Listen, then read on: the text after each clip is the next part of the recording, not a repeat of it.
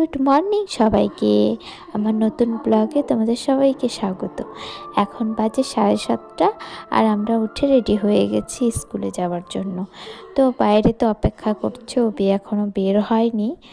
যাই হোক, স্কুল থেকে তো চলে এসেছি আর টিফিন বসিয়ে দিয়েছি। আর তখনই দেখি কে যেন ঠক ঠক করছে দরজায়।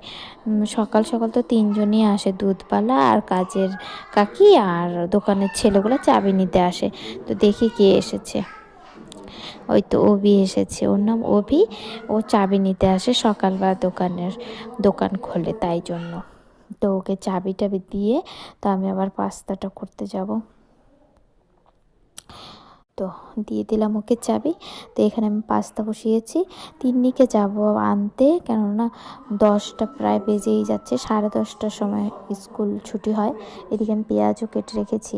আর দেখো, দুধ বসিয়েছিলাম উনুনে, আর অন্যদিকে একটু তাকাতে তাকাতে দুধ পড়ে একদম ভেসে গেছে। এমনই হয়, যতক্ষণ তাকিয়ে থাকি কোনো নড়াচড়া নেই, যেই নাকি অন্যদিকে তাকাবো না দুধ পড়ে যায়। তো ওদের চা বানিয়ে দিয়েছি, মা সবাই ওরা বসেছিল। তো তিন্নিকে নিয়ে এসেছি এখন স্কুল থেকে। দেখো, তো তিন্নির চুলগুলো না এত পাতলা, আমারও পাতলা, কিন্তু যাই হোক, আমারটা তো আর আমি ছোটোবেলায় কিছু করতে পারি না। তো মেয়েরটাই একটু দেখি যত্ন করে যে কোনো চেঞ্জ হয় কি না।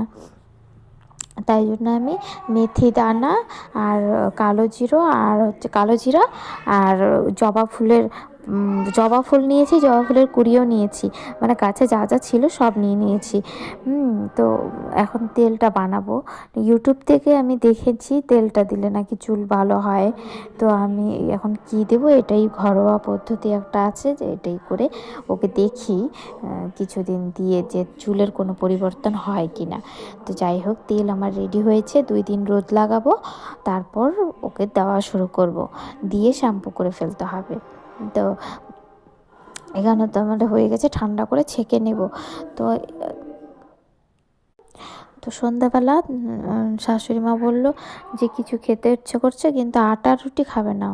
তো ওনার তো সুগার আছে, তো রুটিই খেতে হবে। তো চালের গুঁড়া দিয়ে রুটি করে দিয়েছি, জানি না কতটা হেলদি।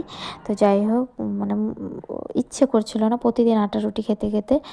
তো এখানে বানিয়েছি, আর অবির আর তিন্নির জন্য আটার রুটি বানিয়েছি। তো আমিও সাথে খেয়ে নিলাম এই জায়গায় চালের রুটি, আর সাথে চাটনি করেছিলাম। চাটনিটা দুপুরবেলাই করেছিলাম। তো তিনি এখানে মোবাইল নেওয়ার জন্য জেদ করছে, মোবাইল দেখে খাবে, এটা ব্যাড হ্যাবিট একটা। তো অভিও এসে পড়েছিল ততক্ষণে, রাত্রিবেলা মোমো নিয়ে এসেছিলো, তখন আবার মোমো একটু খেয়ে নিলাম। তিন্নি তো আমার সাথে সাথে বাইরের খাবার খাওয়া